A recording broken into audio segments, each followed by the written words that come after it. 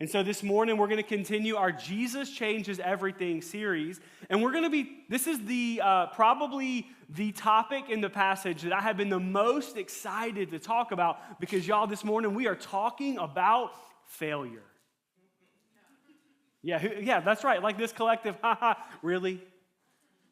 All right, so let's start with a little bit of some just kind of interaction here. By show of hands, how many of you have ever heard somebody talk about learning and growing from your failure?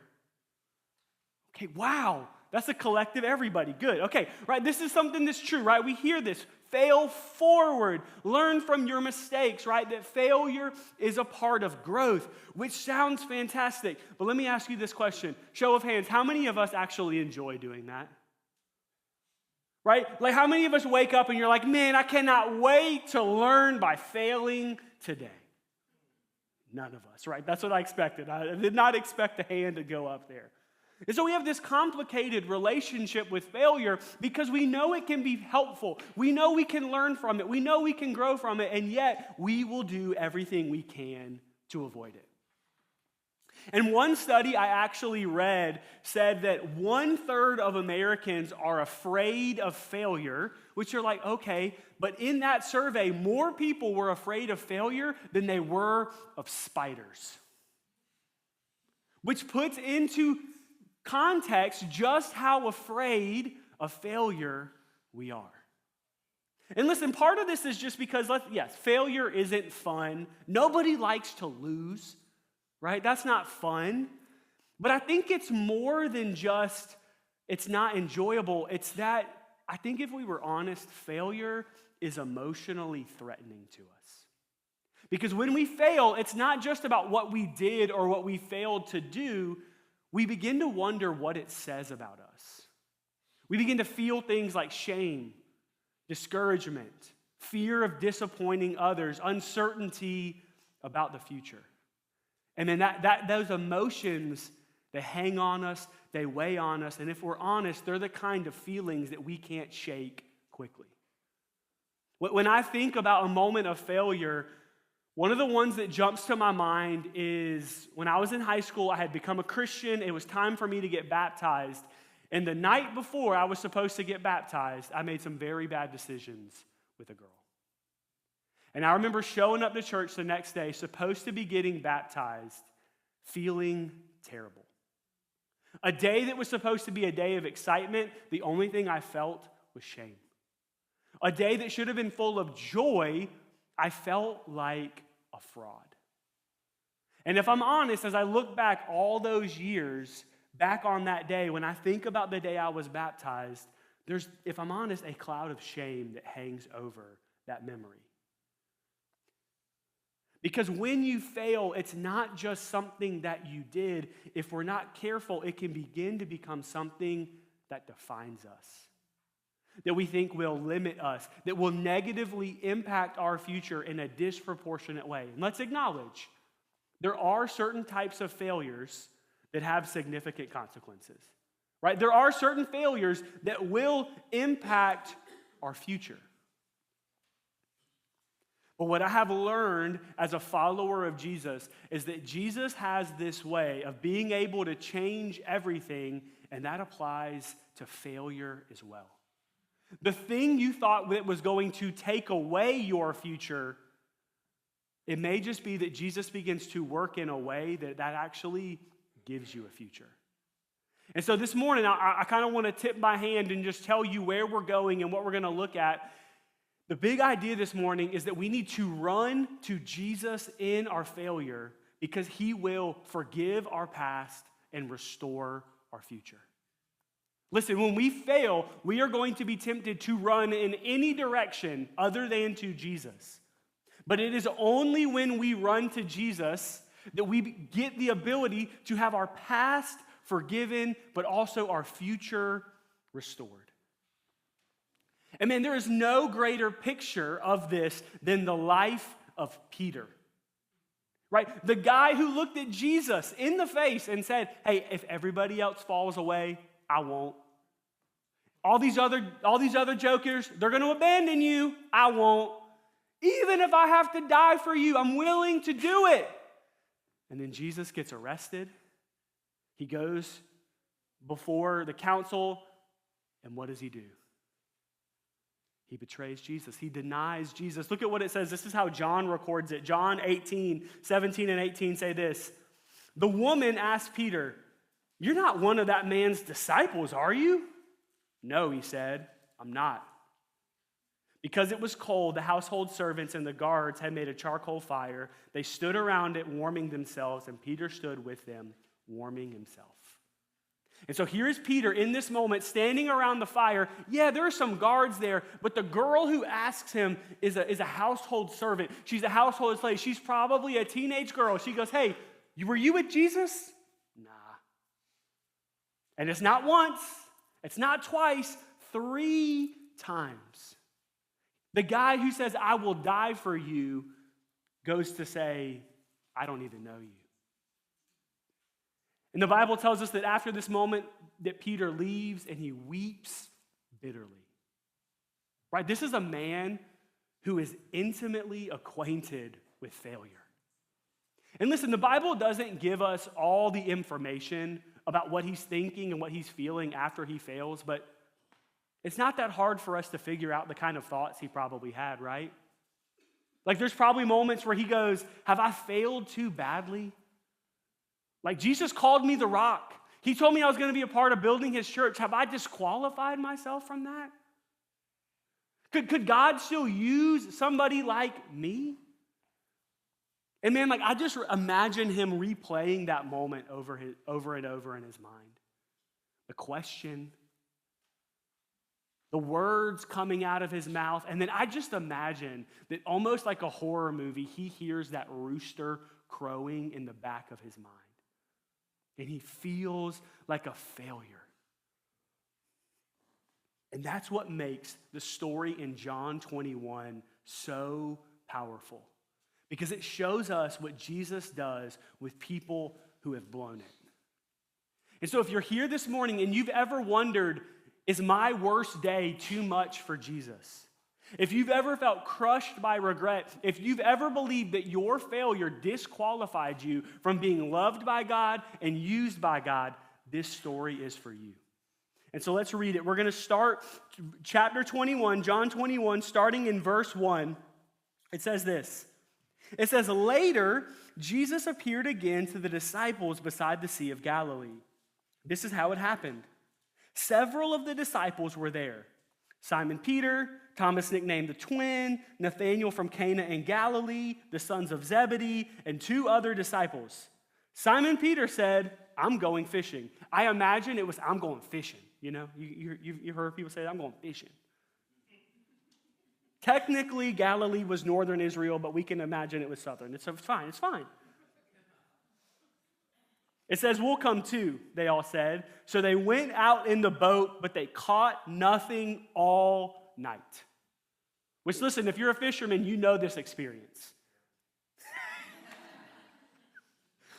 Right? Like you're excited about a fishing trip, and then, man, nothing.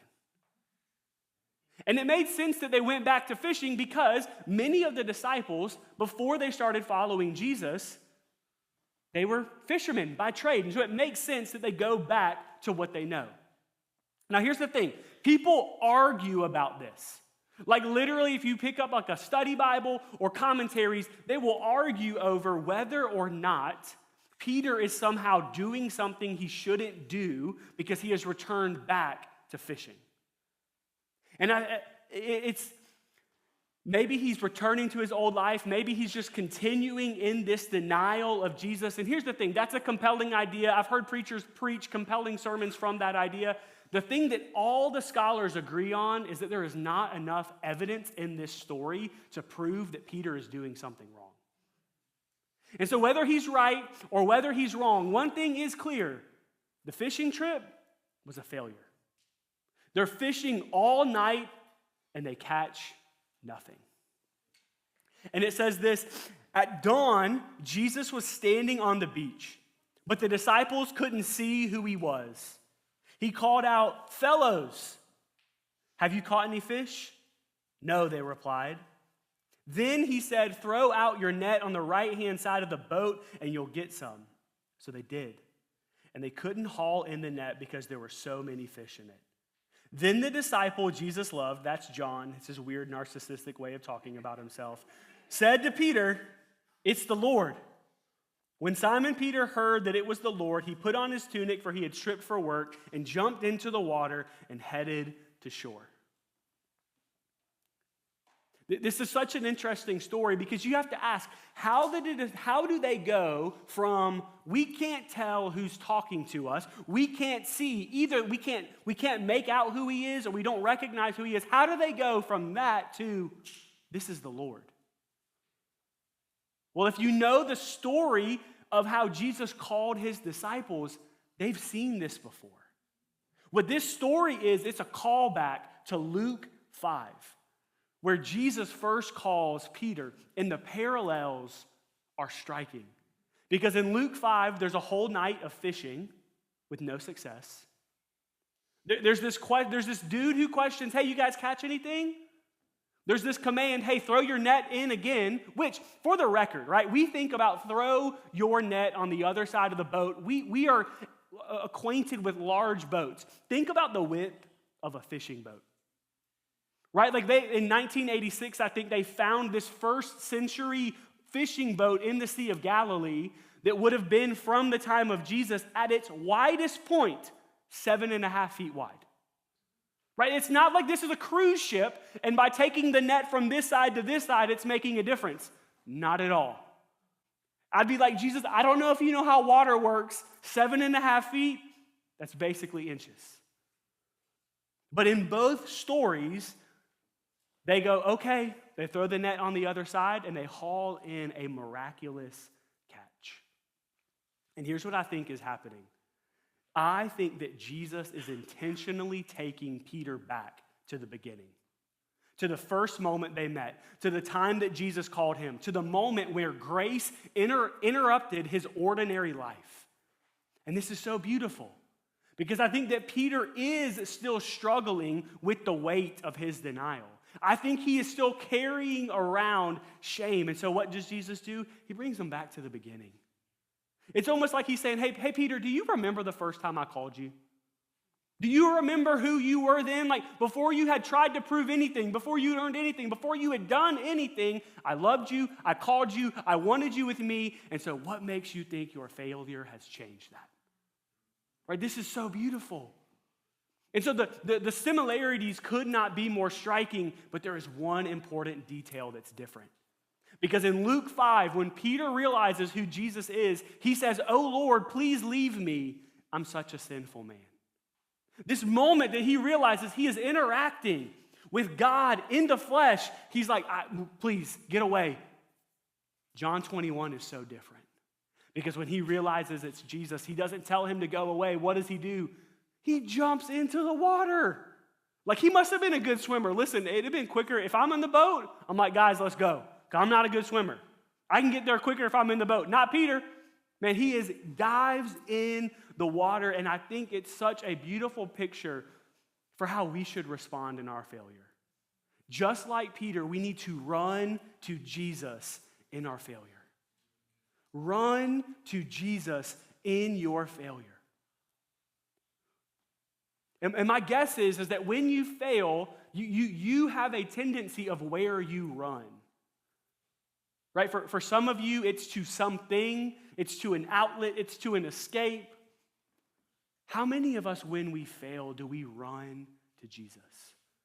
Because what we're going to see as we continue to read this story is the grace that Jesus keeps meeting Peter with is so glorious, there's no better option. And so it tells us, Peter gets to shore, and it says this starting in verse 8. It says, "The others stayed in the boat and pulled the loaded net to the shore, for they were only about 100 yards from the shore. When they got there, they found breakfast waiting for them, fish cooking over a charcoal fire, and some bread." And so, man, this is awesome, right? They've been fishing, catching nothing. They get there, and they're on the beach, and Jesus has fired up the grill. And listen, it's not a Blackstone. No, this is a charcoal grill, right? You're getting all the flavors. It's fantastic, right? And listen, I think In the Bible, there's times where there's little details that mean a whole lot. It tells us that Jesus is cooking over a charcoal fire. There's only one other place in the entire Bible where a charcoal fire is mentioned, and that's at the scene where Peter denies Jesus. Those are the only two references to a charcoal fire in the Bible, and I do not think this is on accident. Right? Like, we know that smell is associated with memory. Right? Like, it's actually the strongest sense associated with memory. Like, we have figured that out. Don't you think the creator of the universe knew that? Don't you think this is on purpose? Don't you think that Jesus has intentionally made a charcoal fire because he wants Peter to remember the last thing he did when he stood around a charcoal fire? See, Jesus is setting the stage for something much bigger than breakfast. He is preparing a conversation that is going to change the trajectory of Peter's life and, honestly, the lives of all of us sitting here today. And so Jesus says this. He says, "Bring some of the fish you've caught." So Simon Peter went aboard and dragged the net to shore. Like, this dude's so eager. It's hilarious. There's a bunch of other dudes. He's just jumping in, doing everything he can, right? There were 153 large fish, and yet the net hadn't torn. "Now come and have some breakfast," Jesus said. None of the disciples dared to ask him, "Who are you?" They knew it was the Lord. Then Jesus served them the bread and the fish. This was the third time Jesus had appeared to his disciples since he had been raised from the dead. Right? So it's beautiful, man. And listen, you can go to Israel. You can sit on this beach. It's really a phenomenally beautiful spot. And it's if all this was a kumbaya moment, Jesus making breakfast, we're hanging out, Jesus still loves me, that'd be a good story. But listen, what gives this story power is what happens after they've finished eating. Because it says this starting in verse 15. It says, "After breakfast, Jesus asked Simon Peter, 'Simon, son of John, do you love me more than these?'" Which, what he's asking here is he's referring to the moment before his denial when Peter basically said, "Even if all these other guys desert you, I won't." And so Jesus is saying, "Hey man, you've already claimed before that you loved me more than everybody else, and then you denied me more significantly. Do you love me more than these?" "Yes, Lord," Peter replied. "You know I love you. Then feed my lambs." Jesus repeated the question, "Simon, son of John, do you love me?" "Yes, Lord. You know I love you. Then take care of my sheep." A third time he asked him, "Simon, son of John, do you love me?" Peter was hurt that Jesus asked the question a third time. He said, "Lord, you know everything. You know that I love you." And then Jesus said, "Feed my sheep."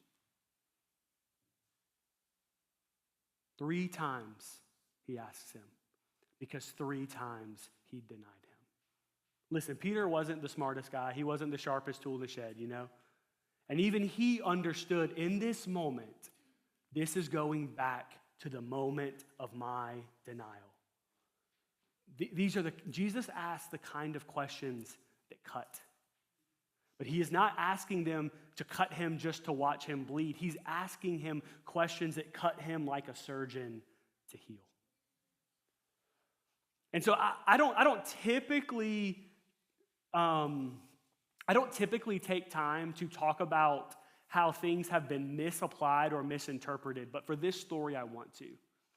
Because for whatever reason, this story has been one that I have heard preached with different emphasis. And as I've studied, I've realized that a lot of times we try to apply things that miss the point. So one of those is Peter was disobeying God. He shouldn't have been fishing. Maybe. But that's not the point of the story. The point of the story is not that he's fishing. The point is that Jesus is trying to restore him to something different. But then the other thing that I've seen people emphasize is that if you read in the original manuscript, there are 2 words for love. And so Jesus says, "Do you love me?" That's one word for love. Peter answers, "Yes." That's a different word. And people have made a big effort to try to make this big case about why the two words for love are different and significant. Here's the thing. If you read most scholars today, they will actually tell you those two words are synonyms. And there's actually a point in John 5 where it tells us that the Father loves the Son with the word that some people have tried to say is the second-tier word for love. And so the two different words for love is not the emphasis, right? These are synonyms. John is using these two words interchangeably throughout his whole gospel, and to focus on that is to miss the point. The point of this would never be about the quality of Peter's love. Why? Because the quality of our love is always going to fall short. The point of this conversation is Peter's restoration. And listen, I think that when we are in church and we think about the concept of restoration, there's two main categories we think about. We think about a ministry leader who has made a dumb decision and maybe gets restored back to ministry, or we think about somebody's marriage that gets into a really tough spot where it feels like things are broken beyond repair, and that is what needs to be restored. And listen, both of those things would be proper uses of this concept of the restoration that God can bring and give. But I think that the application of this story is far more widespread. That all of us have the ability to recognize how there's things in our lives that need to be restored. And so when we see Peter interacting with Jesus, what's fascinating is that John's told us this is the third time that Jesus has revealed himself to the disciples. And then if you actually study some of the other gospels and things, Luke 24:34 and 1 Corinthians 15:5 both make a point to say that Jesus has revealed himself to Peter. And so I think there's enough text evidence to show us that this is not the first time that Peter and Jesus have talked. Which I think is important. Because if you notice, there's not a confession moment from Peter. There's no, Jesus, I'm so sorry, I did this, I denied you. There's no I forgive you from Jesus, because I think that's already happened. I think Peter's already repented. I think there's been reconciliation. I think he's been forgiven. This is not a story about forgiveness. This is a story about restoration. See, Peter needs to know that his failure doesn't get the final word.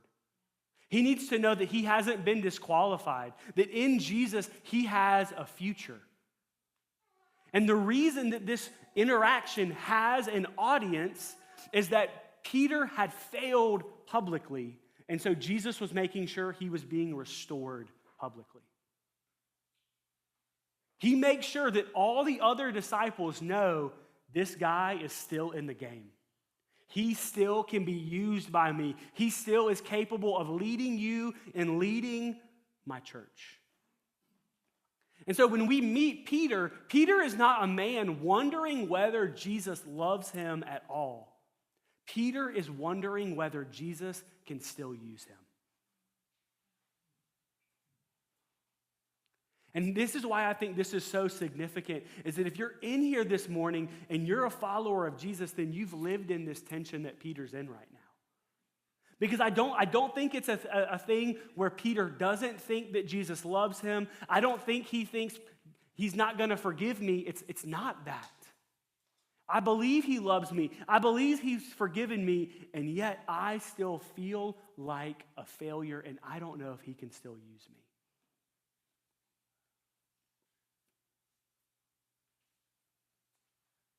And if you follow Jesus long enough, you're going to have moments where you ask that same question.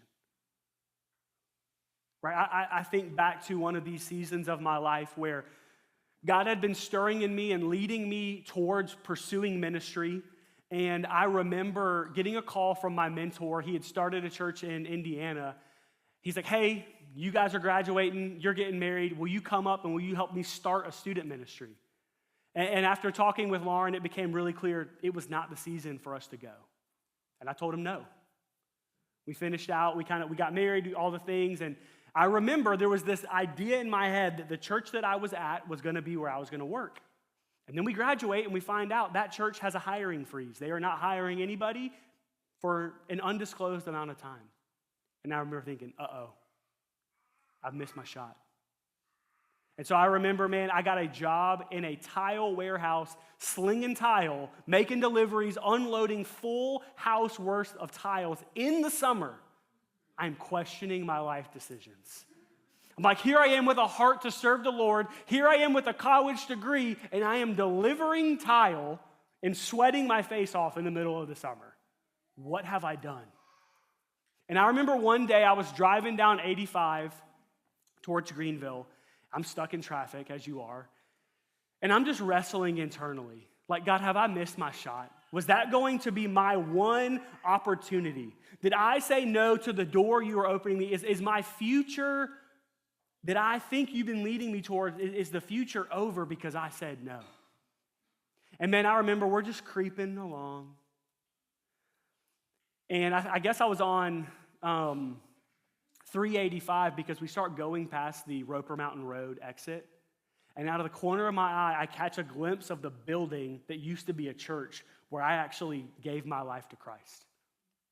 And I remember in that moment, the Lord speaking to my heart, and he was like, hey, idiot.